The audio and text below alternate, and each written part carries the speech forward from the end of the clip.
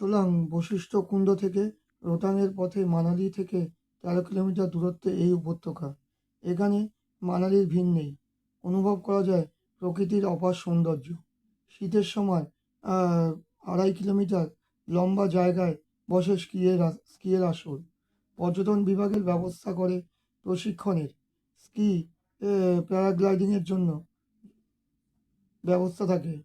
Rohtang pass Manali পৌঁছে প্রথমেই উচিত হবে মণিকরণ এবং রোতাং পাস যাবার জন্য অগ্রিম বুকিং করা। মানালি থেকে বিভিন্ন ট্যুরিস্ট কোম্পানি এই দুই জায়গা ঘুরে নিয়ে আসে। এখানে গড়ে গড়ে ভাড়া নেয় ভাড়া নেয় প্রাইভেট বাস, ট্যাক্সি যায় রোতাংয়ের উদ্দেশ্যে। মানালি থেকে 51 কিলোমিটার দূরত্বে প্রায় 4,000 ফুট উচ্চতায় 1 কিলোমিটার অঞ্চল জুড়ে রোতাং পাস। বছরের বেশিরভাগ সময় এখানে বরফে ঢাকা থাকে। বেড়াবার সময় এপ্রিল থেকে জুন, সেপ্টেম্বর থেকে নভেম্বর মাস। যখন তখন বরফ ঝরে পড়ে। সমতলবাসীদের কাছে ঠান্ডার অন্যরকম লাগে।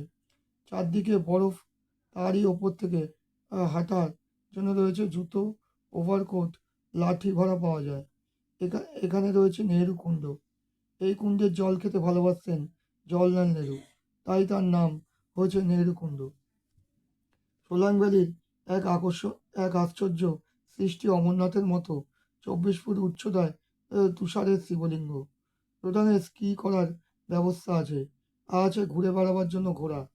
এখানে বিয়াস নদী কুণ্ড থেকে জন্ম হয়েছে বিয়াসের পথে বেহুলা জলপ্রপাত। বসন্তের সময় অঞ্চল জুড়ে ফুলের মেলা বসে।